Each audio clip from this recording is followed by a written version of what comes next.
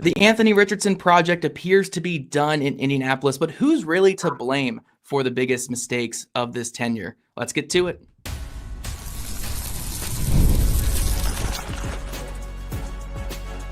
You are Locked On Colts, your daily Indianapolis Colts podcast.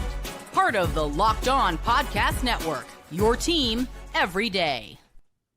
Thank you all for tuning in and making us your first listen of the day. This is your daily podcast covering your Indianapolis Colts, part of the Locked On Podcast Network, your team every single day. Hello, everyone. My name is Zach Hicks, your resident film nerd of horseshoehuddle.com, and my partner, Jake Arthur, is our credentialed boots on the ground for the site. He's been running around Colts facility quite a bit the last couple of days with all the news and notes that have been going on.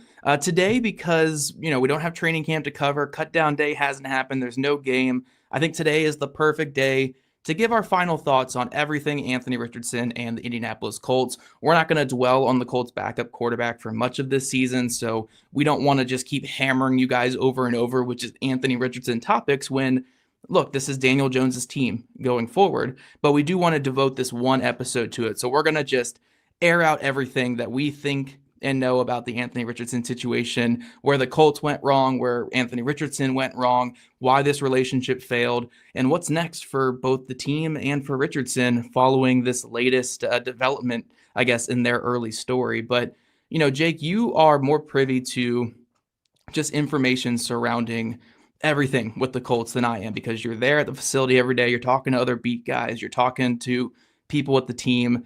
From your perspective here, Jake, where do you think the Colts really went wrong in this project of developing Anthony Richardson into their franchise quarterback?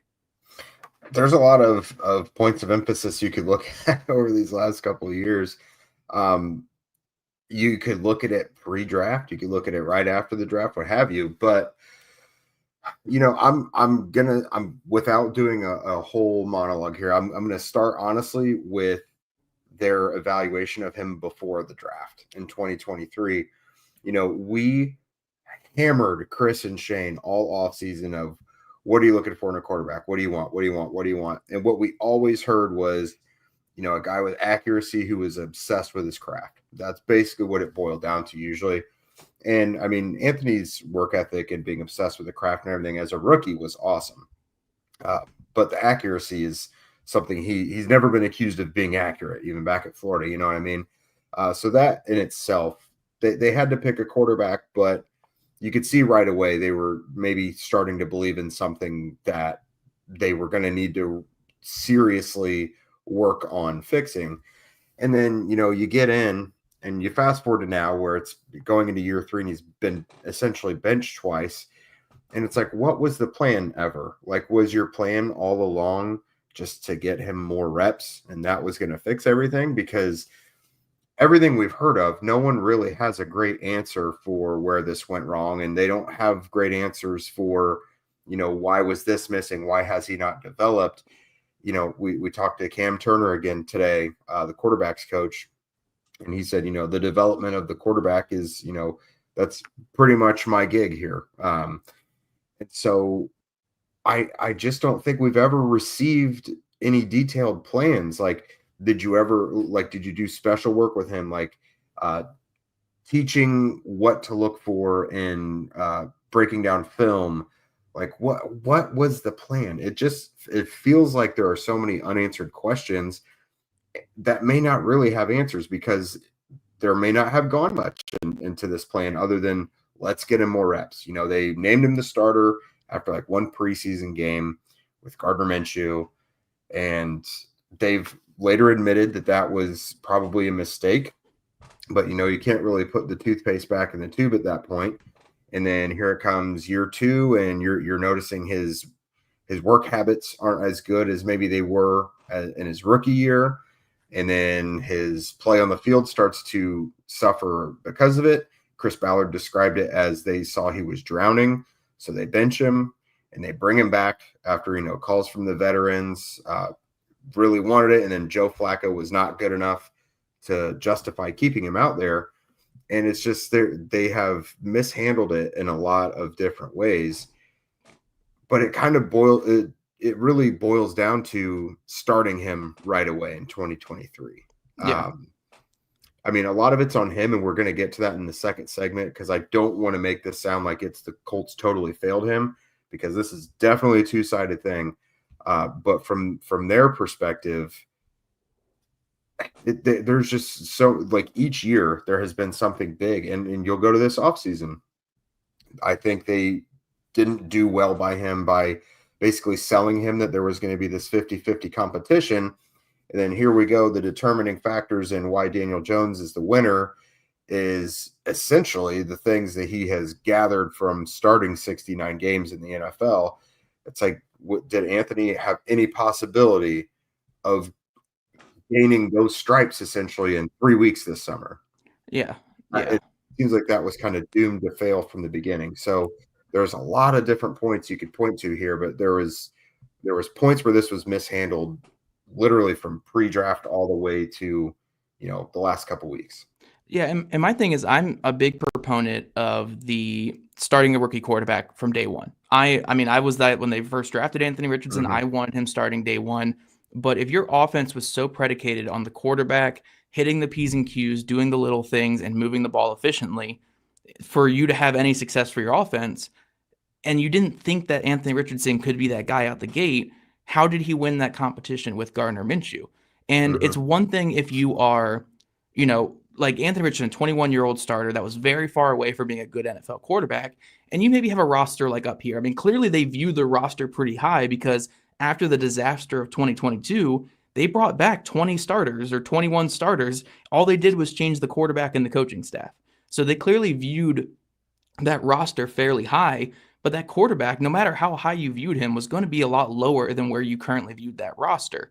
So if you didn't think he was at the level that you needed for this roster to get the wins that it deserved, then why was he starting out the gate? And then if you were going to slow play it, if you were going to be fine with the ups and downs of a young quarterback, why were you holding him to the same standard as a roster that is ready to compete for a playoff spot? So I agree with you in the sense of, if this was you're trying to meld two eras together, the pre-Richardson era and the post-Richardson era, by having a young quarterback who's not ready with a playoff caliber roster, and you're going to put them together and have the same expectations for both, why was he starting from day one? It makes sense to start him from day one if your roster is not good enough, but clearly they viewed the roster as good enough when they brought everybody back. So I do agree with you from there.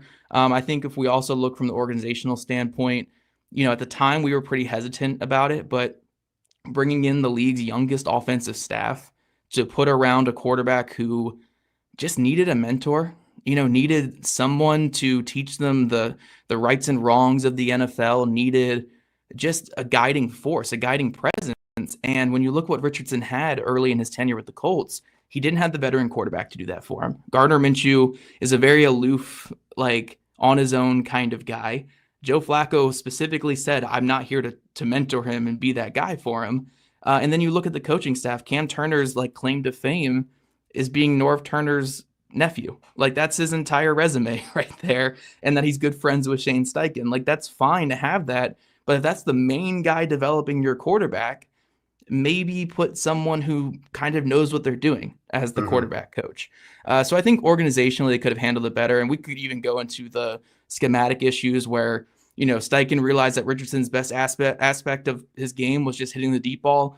And then basically every time he's out there, they just peppered Yankee concepts and four verts. And it was never really just quick screens and quick passes to get him in a rhythm. It was more so instead of trying to round him out as a player, it was more so let's just do his strengths, because that's what he has, his strengths. And maybe somehow the other stuff will come together. So I think organizationally there were plenty of issues with this, but probably the biggest one goes back to the issue we've been talking about for a long time, is trying to bring this roster that Ballard viewed so highly, and honestly keeping Ballard with that roster and melding it together with the young head coach, young coaching staff, young quarterback that probably wasn't ready for that immediate success they had because it threw off the timeline. So instead of slowly giving Richardson 3-4 years of reps and just being fine with the ebbs and flows of it, it became, we need to win for this roster. This roster deserves some wins, which is why we get the benching last year, which is why we get the quarterback competition this year. I'm not saying Richardson's some good quarterback right now, and we're going to get into his issues, but I do think that mismanaged timeline did kind of mess up a lot of this development process. Yeah, you're just dealing with a kid who really needed to be built from the ground up, like on the field and behind the scenes as well. And it felt like whatever their plan was missed the mark. Because again, I mentioned this on the show the other day, like even when he was at Florida, there was like some COVID restrictions that did not give him the traditional quarterback experience. Like a lot of stuff was virtual when he got there and everything. So this is a guy who needed to be taught how to essentially be a franchise quarterback, probably needed to be taught things on film and do this and that. And his quarterback coach, Cam Turner, is a guy who it's getting a little bit of a track record now because Kyler Murray was a first overall pick and is not really regarded as one of the best quarterbacks in the league. You know, he got made fun of, essentially became a laughing stock because of the like Call of Duty thing. That's true. Cam Newton thing didn't work well when they tried to transform who he was as a quarterback.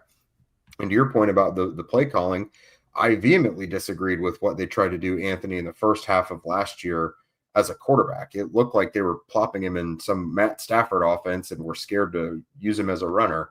There's just a lot of things they've tried to do with this guy that have not worked, but it all zeroes back to like there was no clear plan with how to build this guy where he needed to be. They're like, he's raw and we can get him there. And it's like, let's just give him a bunch of reps, which I'm probably being naive. I'm sure there was a lot more done behind the scenes, but you can't tell. Like there's not been details that have come out about that. You can't tell that there was a detailed plan to build this guy from the ground up like he needed to be. Yeah, and when we look at what Shane Steichen's track record was with young quarterbacks coming to Indy, it was pretty good, right? With Justin Herbert and Jalen Herz. I think part of my issue with this, and this is the last thing I'll say before we get to our second segment, is if you can't really treat Richardson like those two quarterbacks, because Herbert was a 3-year starter in college, and he was pretty ready to go out the gate. And Jalen Hurts was a bit more raw than Richardson, but he was also like a 23, 24-year-old quarterback coming in who had seen it all and done it all in college, from being a running quarterback, having success, being benched, coming back from the benching, starting for Oklahoma. So these guys were on different tracks, and I think there needed to be a little bit more of an emphasis and attention paid to the young quarterback. And I wonder if Steichen just kind of treated this like another Hertz and Herbert, when Richardson is certainly not one of those guys. I mean, more ways than none, and then one. So coming up, guys, we're going to talk more about what part Richardson plays in this, because I do think we can't skirt the blame too much from Anthony Richardson, because at the end of the day, he also did not work out for the Colts. We're going to talk about Anthony Richardson's shortcomings and kind of where it went wrong for him here in just a second. This episode is presented by Yahoo Fantasy. It is the best time of the year. It's draft time. NFL kickoff is almost here, and that means fantasy football season is back in full swing. This year, Yahoo Fantasy is turning things up with a fantasy football experience like never before.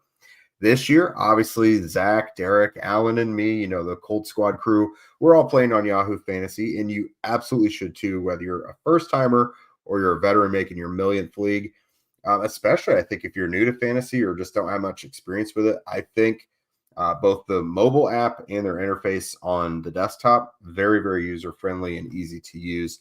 To celebrate 28 years of fantasy football greatness, Yahoo Fantasy is dropping 28 big new features over 28 days throughout August. To kick it off, they just recently dropped the Yahoo Fantasy Guillotine Leagues. That's a killer new way to play fantasy football on Yahoo, where the lowest scoring team gets eliminated each week until there is one team left standing. With the season around the corner, now is the time to get your league together and give this new mode a try. If you're more into the classics, you can still do that, and you can play head-to-head private leagues or join a public league. Just stay tuned for more killer announcements and start playing Yahoo Fantasy Football now at yahoofantasy.com/lockedonnfl. Welcome back, everydayers. We are talking the Anthony Richardson experience with the Colts. Where did it all go wrong? We just discussed where the Colts pretty much dropped the ball on their side, but it does take two sides to ruin a relationship for the most part. So let's talk, Zach, about where things went wrong from the Anthony Richardson side of things. Yeah, I mean, the one thing we really have to start with is the litany of injuries with Anthony Richardson. And that's not his fault. It's his body's fault, though. Where at the end of the day, when it comes to the NFL, the best ability is availability. The longer you're away from the football field, the less people hold you in this high regard, especially when you're a young player. Like, you got to be on the field and show it. And I think the other big part of this is when he was drafted by the Colts, one of the biggest selling points with Anthony Richardson was using him as a rusher. Was that +1 QB, was using him in the design QB run game, the scrambling ability, the ability to create big plays like a Lamar Jackson, like a Jaylen Herz, like pre-injury RG3, I guess, to go back even further. And if your body's not holding up, it tanks the value a little bit of the prospect. Like, even though I think that Anthony Richardson was the Colts' #1 quarterback in that draft, if they knew what the injuries were going to be and that would limit them using him as a runner, he's not going in the first round of that draft, because as a passer, even with the big arm and the high upside, that's not what like the overall selling point was for him in that first round. It was the high floor right away is his running ability, is his ability to create big plays even while the passing comes along. And when you take away that floor from him, we saw how low it could go early last season. When you're not using him as a runner because you're scared of the injuries, or he's fumbling too much in the running games, or you have to scale that back, it turns into him having to be a passer, and the passing ability just wasn't close whatsoever. So I think at the beginning of all this, it's the injuries, and then the next part is just whatever changed between year 1 and year 2. I don't want to speculate too much because it's not my place. I don't know him personally, and I don't want to go too much into his own work habits. But one thing I can say about the top quarterbacks in football, or the guys who have turned this around, is they have this like psychotic addiction to film and just getting better, and like 24/7 it is football, football, football, at least until they've made it big. You see that with Pat Mahomes, Josh Allen. Like, these guys are outliers that have hit in the NFL because of their dedication to their craft. And taking a quarterback in the first round is roughly a 25% to 30% chance of success already, right? When you're taking an outlier in the first round like an Anthony Richardson, it's probably like a 5% chance at best, 1% chance maybe at best. And the only way that hits is if this guy is addicted to football, addicted to his craft, and addicted to what he's doing.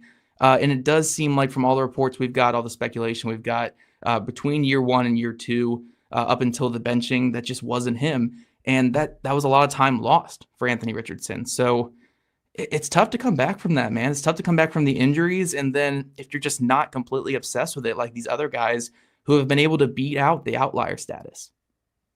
Yeah, that's what it comes down to with me. It's, especially the injuries, and with how his career started, there was a lot more optimism surrounding the beginning of that 2023 season than early on in the 2024 season. We're going to throw the Houston game out because that was like a crazy game where he had all those highlight plays in 2024.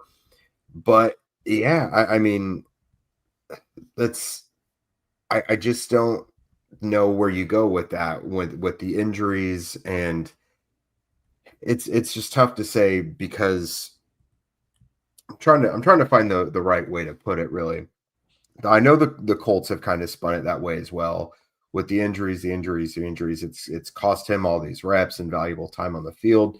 It's like, okay, well, he's not hurt now, so even, and this is a little continuation of the last segment, but like even the preseason game Saturday, for example, great chance to give him reps. So I think it goes to speak more than beyond the injuries. I just think they have to be able to trust him, from the preparation and mental standpoint.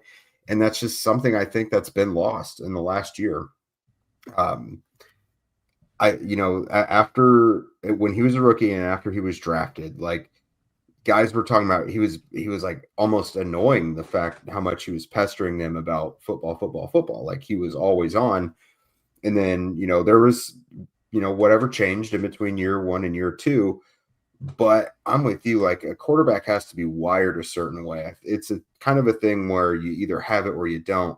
I don't think you can hold a quarterback's hand and, you can lead a horse to water, but you can't make him drink, kind of thing. Like, a guy has to be obsessed with his craft to be successful. They either say they want to be great or they make themselves great. And especially, like you mentioned with Anthony, like, that was already a risky pick, but it was only going to really work if he was just obsessed with the craft. And they didn't say his work habits were poor, but they just weren't really on par with what a franchise quarterback needed to be. So there was that. And then there's some just naivety to it, I guess. Like there are some things that, the tap out was one of them. I don't want to say that was like a breaking point, but it just went to show that this guy does not get that you can't do that. Yeah. There was one thing. And then even the Raven sack, just this preseason was something where it's like, this guy is still green enough to kind of be missing some elementary things there. You know what I mean? And so from that perspective, I get why the Colts would be apprehensive about throwing him out there. But it seems like the quarterback battle was probably decided before the summer. You know what I mean? Like, I don't think there's many ways they were going to think he was going to change over the summer. Yeah. It was either going to be there or it wasn't. But yeah, when it comes to him, I think it's the injuries and just essentially not being a guy of Daniel Jones ilk, that has all this time in the NFL and will just do exactly what he's asked. Yeah, and look, at the end of the day, we can keep harping on how young he is, that he's a young player, and he is relative to the NFL. But at the end of the day, this is, a 24-year-old man, 23-year-old man? Like, you don't get your hand held forever. Like, you do eventually, it's on you to produce. And at the end of the day, if he's not producing, you have to make a move. And I don't fault the Colts for making a move. I fault who they ended up moving to, and I fault the whole process this offseason when there was other options out there that I would have liked better. But I don't fault them for moving on because if Richardson's body's not holding up, he took that big step back as a passer and as a player last year overall.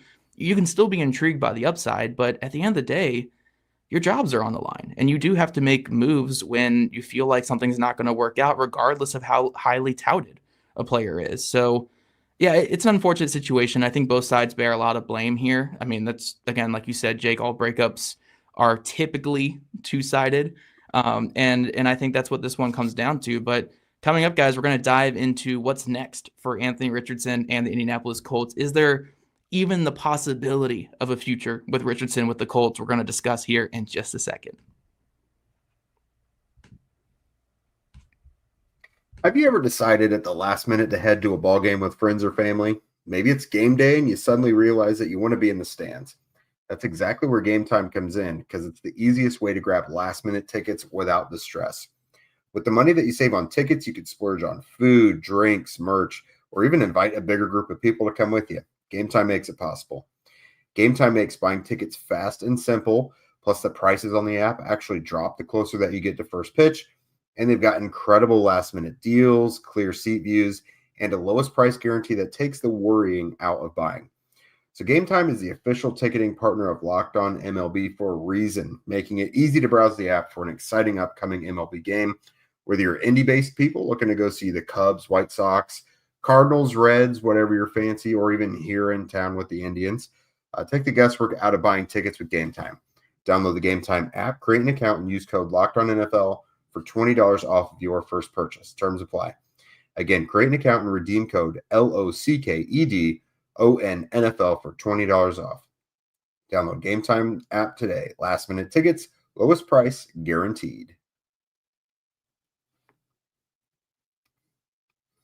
Welcome back, everybody. We are talking who is to blame for this Colts Anthony Richardson fallout, and we've talked about each side, but now we want to talk about what is next, because we always hear the Colts say, they've been saying it since last year, he's not the starter, but we're not done with him. Be patient. This kid's got a future in the league. He might have a future with us.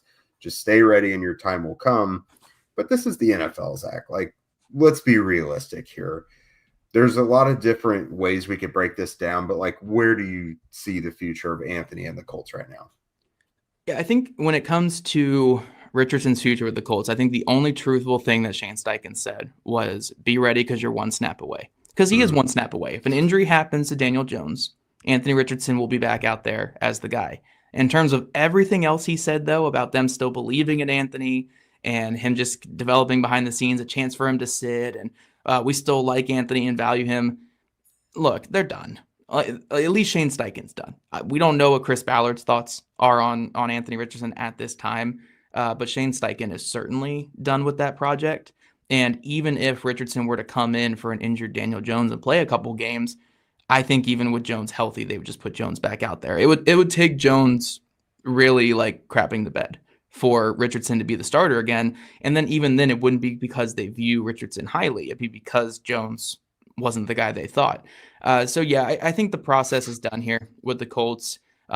Ultimately, I wish that they would trade him because I just hate having the looming cloud of like this kind of conversation always being here with him on the roster when you're kind of done with him. So I wish they would trade him, but likely they wouldn't get the capital that they would want in a trade. So it's probably better for them to sit him for all of next season as well, let him hit the free agent market, and hope that he gets kind of this Daniel Jones resurgence just in terms of like, look, when you're a quarterback that's been in the NFL for a couple years, the best thing you can ever do is just not play for a season because other teams will be like, oh my gosh, wait, this guy could actually be really good. Like your stock just flies to the moon when people forget about you or when your stuff is in the past.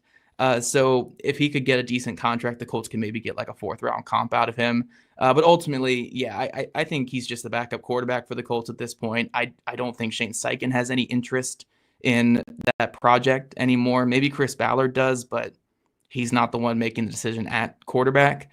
But yeah, I think it's over for Richardson in Indianapolis. I think the first sign obviously was the benching last year that this was probably not going to end well. And now I think this is just the conclusion to it all. I think it's just going to be a lingering thing now with him being the former highly drafted backup quarterback for the Colts for this year and probably for next year as well. Yeah. If I'm looking, if this year is obvious, like if Daniel gets hurt, of course he'll go in. Or I think if you're looking at like week 11, week 12, and there are a couple games under 500 and Daniel Jones has not been good, but there's like a chance they can still get back into the playoff picture, maybe you make a move then. But yeah, in terms of going into a season where he is being given like the opportunity to be the starter, I think that's done. Yeah. It seems so unlikely that they legitimately are like holding out this long rope of patience to be like, you know what, this is finally the year. That's what this offseason was supposed to be, honestly. So yeah, I'm curious, what the trade market might be, if there's teams reaching out about the price right now, which I was actually asked this on a different show today. I don't think the Colts will be seeking out suitors by any means, because I do think they want him at least on the roster. And that part of it is Chris Ballard's thing. Now, if Anthony or his agent Derek Jackson like requested a trade, I think that'd be way more likely. But I don't think the Colts are just going to initiate one. No. We've seen in the past, if a player's disgruntled and wants out, they are willing to work with them and figure something out and maybe get them out. Yeah. But I know there's been other trade offers that Colts have received before that they had no interest in and just totally shut it down. I think that's probably what we're looking at here. Yeah. I think Anthony or Derek Jackson would have to request a trade in order for that to happen. I mean, we'll see. I mean, Derek Jackson obviously talked to Stephen Holder recently, and they're going to be having some talks and figure out what the future is, because they have to clear the air on this one. Yeah, and one thing I really want to go into for a second here is where Chris Ballard has especially said this a lot recently, where it's like, we made a mistake not to sit him early on. So like the benching was us kind of revamping that decision. And I guess that's how he would try to spin this as well. The next time he talks is like, oh yeah, like, guys like Jordan Love and Pat Mahomes all sat, like this could be good for Anthony. But here's the thing, man. It's one thing if he's a 21-year-old quarterback coming out of the draft and you're saying, look, he's not ready yet. We're going to give him time to marinate and develop behind Gardner Minshew. Minshew's going to take the hits for us. Richardson can come in when he's ready. That's different than, hey, here's this thing you have called a starting job. You have it. Now you're not good enough. We're taking it away. And then, now you have to compete for it. Yes. And now you don't have it anymore. Like, that's very different, regardless if it was earned or not, right? From Anthony Richardson. The fact that he is not, like the fact that he got the job taken away from him and then he lost the job this summer as well, that's very, very different than benching him out the gate. And you can't just do both. You can't be like, oh, we're righting the wrong of not benching him out the onset, because you didn't, that decision wasn't to bench him. That decision was just to not, like, he wasn't ready yet. But by starting him from day one, you said, oh, he's ready, let's get him out there. And then taking it away from him says you got worse or your standard's not good enough. And we're like, that is a very, very different message. So no, this is not what this is about. Like this, they know what decision they're making when they bench a quarterback. And then when they have him lose a quarterback competition in year 3, again, the NFL is not forever, right? You can't just keep changing things up and like, oh, one day he'll develop into this. He's not going to be on this team long enough for that. So no, you can't just go back in time and restart the process there. When you do all this, it's a very different respect here. So yeah, no, this is definitely not like that situation. If Chris Ballard tries to spin it that way, it's like, oh no, now we're giving him the time to sit and develop. The ship has already sailed. Like you can't do both. You already made your decision, stick with it. And it kind of also goes to my whole thing with, the constant benchings and unbenchings last year, the benchings and all this stuff this year, and like all that kind of stuff. It's like, make a decision and stick with it. Have some conviction. And if you're telling me Daniel Jones is better for winning football games, even if he's not winning football games, stick with your decision. Stick with it. I want to see you ride it out. Same with Joe Flacco last year. When they put Flacco in there, it's like, I have a duty to my team here to win some football games and get the better quarterback out there. And then they switch it up after 2 weeks. Like, have some conviction. If this is what you think, do it. Do it. Just stop going back and forth and then making this all about more than what it is here. Like, stick with your convictions here and go with it. That's my biggest thing here. But yeah, we're going to get sold a lot of stuff on like, oh, we still believe in Richardson. It's not what it's over, man. It's over at this point. It's been 3 years. Like, if you can't beat out Daniel Jones in a training camp battle, he's not going to be your franchise guy. He might one day when he's like 28 with the Seahawks or the Vikings or the Raiders, he might, be a guy for them. But he's done here in Indy. He's done unless an injury happens to Jones this year. Richardson comes in and he's just awesome. That's really the only way that this works out here in Indy, but that's extremely unlikely. Yeah, I mean, by the way, Chris should be speaking next week. All right, so keep a lookout for that, everybody. What he's going to say. I'm already telling you what he's going to say.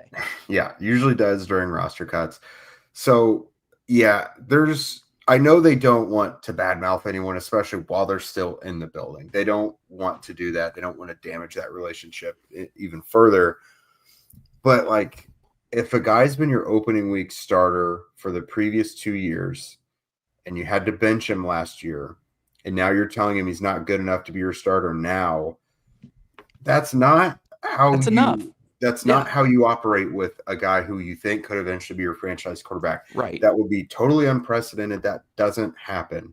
It's just, again, I know you kind of have to sell people on the optimism and that he's not done here, because you can't say this is the end of the road while he's still you're planning for him to be your backup. And again, he's one play away. But yeah, we've all heard too much of it to this point. Like, we could kind of see through it. The same reason I don't totally believe that the leash for Daniel Jones is infinitely long this year, because we learned last year with Joe Flacco, that wasn't true. His leash was 2 weeks long. Right. Remember, he said specifically last year with Flacco, he's our starter the rest of the season. Yes. Then 2 weeks later, he was benched for Richardson. So again, Shane Steichen's pretty flaky. So I'm assuming that we'll see them bounce around between these two quarterbacks a lot this year, just because that's how Steichen has been. But I'm with you, Jay. Like, it's like we're going to be sold a bunch of BS because that's just how you have to treat it. But at the end of the day, they made their decision. They don't believe that this Richardson project is going to work. And I think they're justified to think that at this point. But there's a lot of issues that happened the last couple of years to get us to this point. And at the end of the day, Richardson is just not at the caliber of quarterback that you want him to be in year 3 of his NFL tenure. And that's just the painful fact of it all. They think Daniel Jones can lead their offense to more success this season. So that is how we're going to treat it on this show the rest of the season. That is our big Anthony Richardson conversation. We're going to talk more tonight on the Colts Squad show at 9 o'clock on here on the channel, so make sure you're tuning into that. And then after that, we transition into full starters on the Colts and backups who are going to play a little bit. So we're going to talk more Daniel Jones, talk more other players in the Colts, and talk away from the Anthony Richardson situation. But we do want to thank you guys for making Locked On Colts your first listen today and every day. NFL Fantasy Draft season is here, so for your second listen, go find the Locked On Fantasy Football Podcast with Vinny Iyer and Michelle Majuk.